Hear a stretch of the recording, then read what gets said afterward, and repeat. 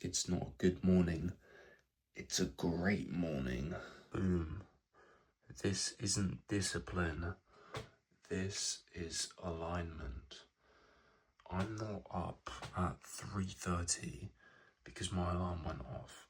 I've actually been up for like 40 minutes already because I'm just too excited. I don't want to go back to sleep. I can't go back to sleep, and I absolutely love it. Usually my alarm goes off at 4 a.m, but no, lately this week, I've just been waking up earlier and I can't get enough. This is such a good way to live. It's time to go through my morning process. So here's what I'm about to do. About to go into the cold shower. Then I'm going to sit down. I'm going to meditate for 15 minutes. And then I'm going to stare at the wall for half an hour just to prime my brain and do some tactical overthinking so that by the time I sit down to do my work after that, I'm going to be primed and operational at peak capacity. Absolutely critical to get hydrated as soon as possible, which is why now I keep a jug of water next to my bedside table.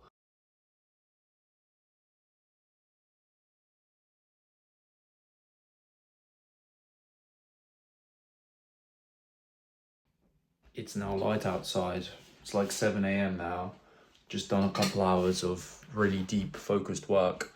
I still haven't checked my phone. I've been filming this whole time, but it's been on airplane mode, so I don't know what's going on. I haven't got any notification noise. So even though it was only a couple of hours, it was a couple of hours of intense focused work. Plus my capacity for that kind of stuff isn't that high. I can't just sit down for like 4 hours of proper deep work yet. I'm sure I'll get there, and I will get there because it's a skill just like any other that you can develop over time. So now, without checking my phone still, my airplane mode is still on. I haven't seen any notifications so far. I'm just gonna go for a nice morning walk, no stimulation, no music, no headphones, just peace and quiet, gaining some more energy back so I can come sit down at my desk again and work for another hour or two. I'll be honest, my brain's a bit fried. I'm starting to overthink, get a bit chaotic. So now it's time to get out of my mind and into my body, go do a gym session. And before that, I'm going to fuel with some pre-workout breakfast.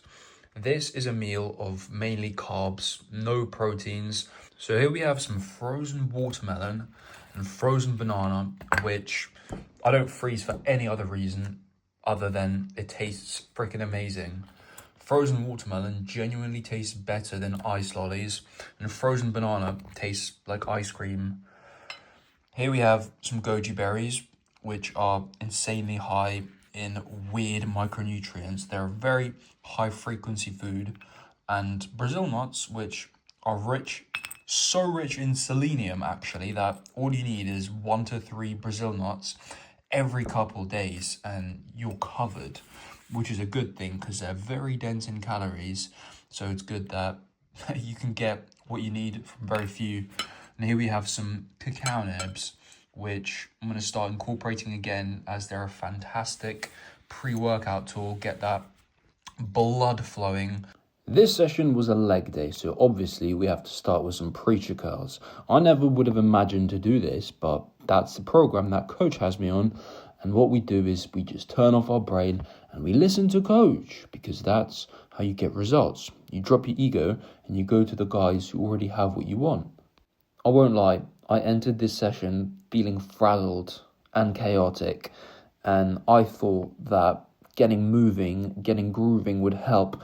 But quite honestly, I wasted so much time just fanning around in between sets, just mind racing, thoughts rambling, speaking to people, even though I wanted to lock in more.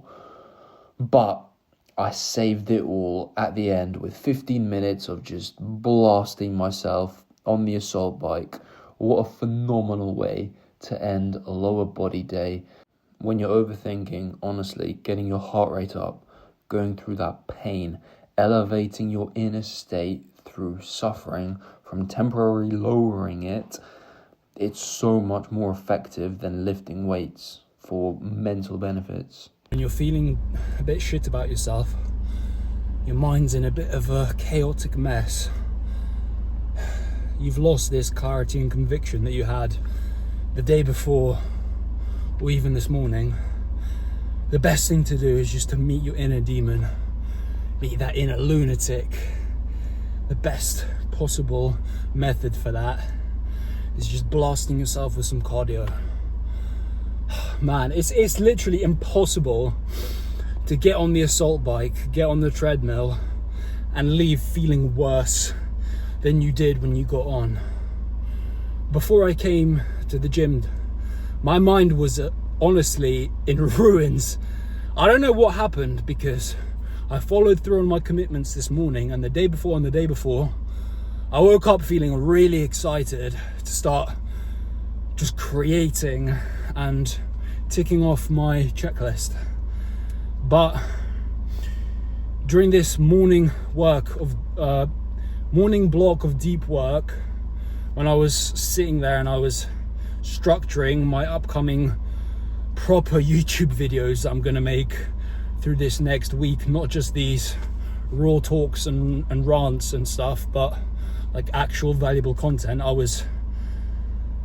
my mind was all over the place. Like, it was so hard to actually sit down and write and structure everything in the manner that would have been the most easily communicatable, what I actually wanted to say. And for some reason that sent me down this path of doubt, like crippling anxiety, thinking like, what the fuck, I don't know what I'm doing, I'm on the wrong path, this isn't for me. No, maybe I should just give up, and for now, not give up, but take a break and go do sales until I have more value, more skill set. But all of that is bullshit, because life is sales. You can learn it in whatever manner best suits you, whether it be doing cold approach, whether it be exactly what I'm doing right here, getting on YouTube and learning how to speak and communicate persuasively and effectively. But that's neither here nor there. The point is, I've been getting like 5 or 6 hours of sleep all this week, and so I think it caught up to me today, because even though I did wake up with that anticipation, a feeling of momentum, I think that very quickly became anxiety, because I tried to overcompensate my exhaustion with some coffee. I had 2 strong cups today, and usually I have just 1. And I think that just sent my heart into overdrive, while also not taking away the exhaustion. So it's like I've had inner turmoil to the point where I'm tired and wired at the same time. And genuinely, I had to just realize this. That's all I had to do, was just like notice it, realize that that's all that the problem was, and that everything is in my head, and that emotions aren't real. Boom, just did a demon session at the gym, met my inner lunatic. Now I just feel miles better, much more in a mode of execution to spend the rest of the day acting instead of thinking. Because now I don't have the easy, comfortable escape of just consuming content. That's something I always fall back on when I am feeling this doubt. I start to watch other people who I'm inspired by, and they give me some motivation, but I don't act upon that motivation enough. I use it as an excuse to go down the dopamine hole of carrying on watching, but throughout all of this week I haven't done that. And so today I had nothing to do but to sit with the anxiety. I was genuinely nervous about going into the gym. Like, that place is my sanctuary. I'm friends with everyone. I have no problem speaking to anyone there, and everyone, we're all on good terms. And yeah, I was still just anxious about going in there. cutting onions with a knife is really estrogenic, homosexual behavior. And I would know because clearly I'm a vegan soy boy. Get you one of these Madeleines, I believe they're called, so that you can just slice, slice, slice, boom, boom, boom, a few seconds, and your onion is finely sliced and ready to use in your cooking. So it's time for the estrogenic post-gym vegan feast to begin. My goodness, I've been looking forward to this so much, even though I want to distance myself from emotionally eating, where I'm getting a source of pleasure and comfort from food. Nonetheless, I think it's way better to get a source of comfort and pleasure from whole foods rather than processed garbage. So here we have some TVP, which is textured vegetable protein. Essentially, it's made from soy. I know, right? I was terrified, absolutely terrified of going vegan because I was worried that was going to destroy my testosterone and make me an estrogenic little fanny. And that's yet to be determined. This has only been about 3-4 months now. So if it does turn me estrogenic, then I'm not going to stick to it. However, for now, I feel full of energy, full of life. Morning wood is going crazy. And I'm not going to complain because this is 50 grams of protein per 100 grams, which is pretty nuts. So onions are in the plate as well. Some avocado with nutritional yeast. This is basically cheese that isn't cheese. Tastes freaking phenomenal. Nothing ever is going to replicate the real taste of cheese, but this comes close while just feeling so much lighter, not clogging up your veins. And obviously for dessert, we're going to have to go with some more frozen fruit because I absolutely love it. Mango and blueberry.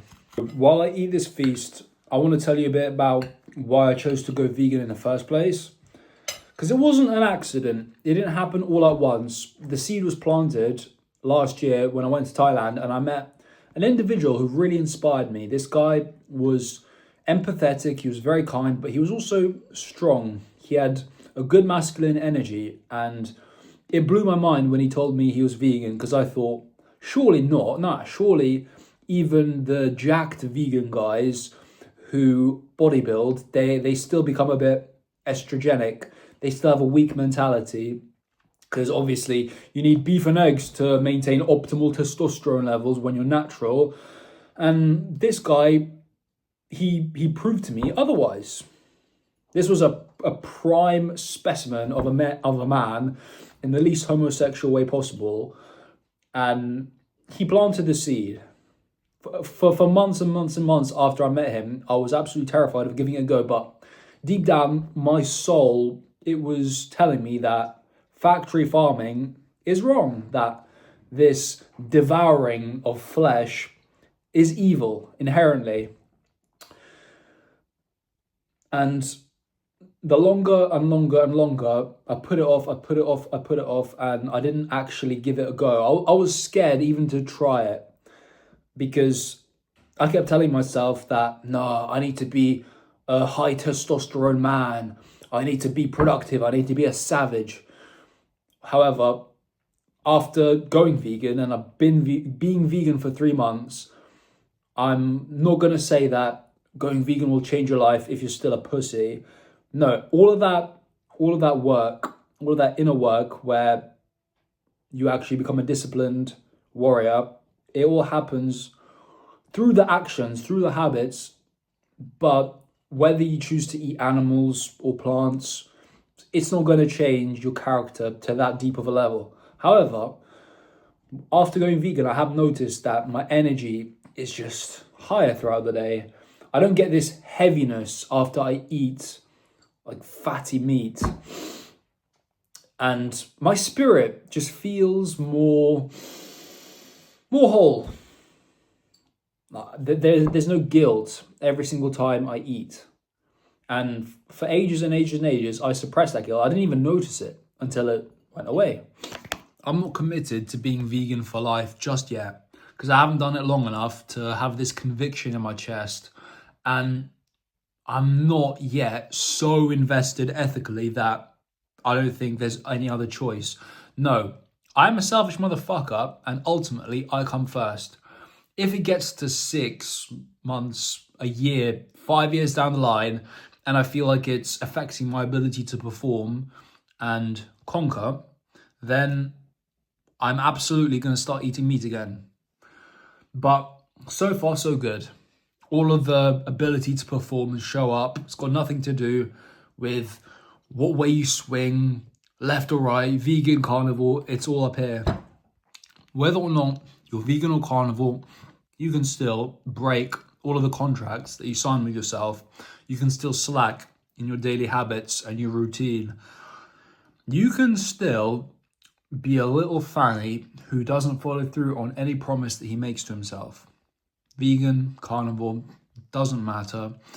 Personal development is key no matter what you do. The crazy thing I noticed after going vegan, oh my goodness, my lips are absolutely stained with blueberries. I look like I'm a fucking drag queen or some shit. Anyway, the first thing I noticed that blew my mind after going, I can't.